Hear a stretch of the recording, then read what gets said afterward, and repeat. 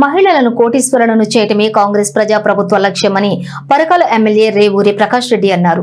హనుమకొండ భవానీ నగర్లోని MLA camp కార్యాలయం నందు డిఆర్డీఏ అధికారులు మరియు పరకాల ఇందిరా మహిళా పాల ఉత్పత్తి సహకార సమైక్య లిమిటెడ్ చీఫ్ ప్రమోటర్ల సమావేశాన్ని నిర్వహించారు.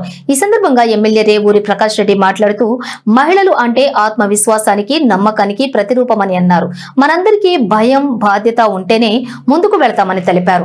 పరకాల ఇందిరా మహిళా డైరీకి ప్రస్తుతం 10,000 మందికి పైన సభ్యత్వం వాటదనం కట్టి ఉన్నారని అన్నారు. అయితే గేదెలు లేని వారికి సబ్సిడీతో లోన్లు, గడ్డి, విత్తనాలు ఇప్పిస్తామని, మందులు తక్కువ ధరలో, దాన, గేదెల పెంపకం, డైరీ నిర్వహణ తదితర సౌకర్యాలను కూడా ఇప్పిస్తామని ఎమ్మెల్యే హామీ ఇచ్చారు.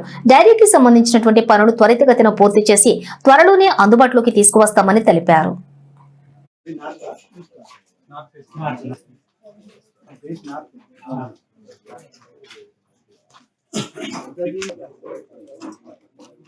ఎవరిది వాళ్ళకే ఉంటది కనుక సో ఆ వడ్డీని మనము ఎవరికో అవసరం ఉన్నది తీసుకుంటారు, మిగిలిన వాళ్ళందరికీ సభ్యులకు మనము పంచుతుంటాం. అంతే కదా శ్రీనివాస్? అంటే మనకు 10,000కి వస్తుంది.